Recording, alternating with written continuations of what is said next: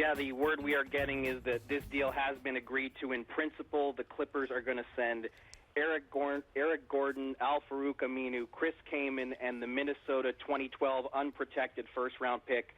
The Hornets will get all that. The Clippers get back Chris Paul, 2 future second-rounders, and by all indications, this trade will be formally approved by night's end. Why did this work now? Well, first of all, once the Clippers made the decision to put both Gordon and that Minnesota pick in the deal, that's the clincher. That's what the league wanted. They really wanted a good young player in Gordon that the Hornets could roll forward with, but also to get that Minnesota unprotected pick, which could be number 1, depending on the lottery, in what's projected to be a really strong draft. The league officials who are running the Hornets felt like that was a trade package that really gave the Hornets something to roll forward with, something to have a future with, and that's what clinched the deal. The Clippers had been resisting. They didn't want to give up both Gordon and that Minnesota pick. They only wanted to give up one. But the Clippers are trying to keep Blake Griffin in town, so they felt like they had to do it now. Chris Paul is going to opt in to the last year of his deal, so the Clippers will have him for 2 years.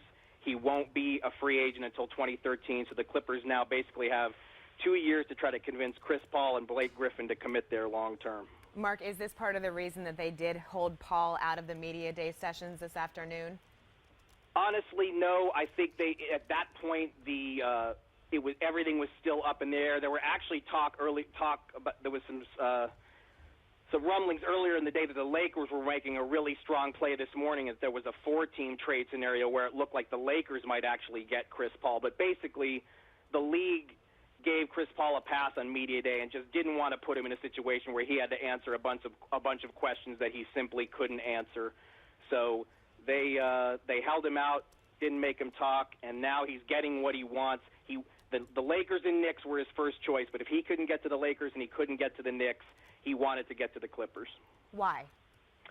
Because of the chance to play with Blake Griffin. The Clippers, obviously, if you look at their history and with Donald Sterling there, this has not been a destination franchise, but Blake Griffin has changed the way people think about the Clippers.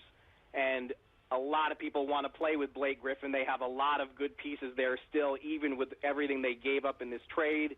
They just re-signed DeAndre Jordan. They have Chauncey Billups now.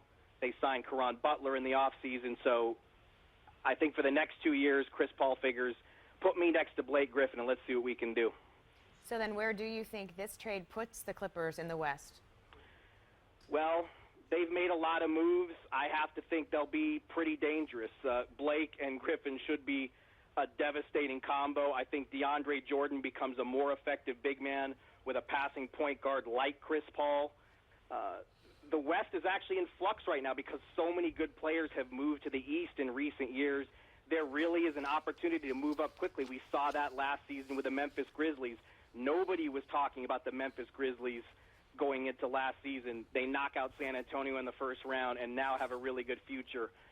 After years and years of West dominance, if you get the right pieces together, you can move up the ladder fairly quickly. Marc Stein with the latest on the Chris Paul trade to the Clippers.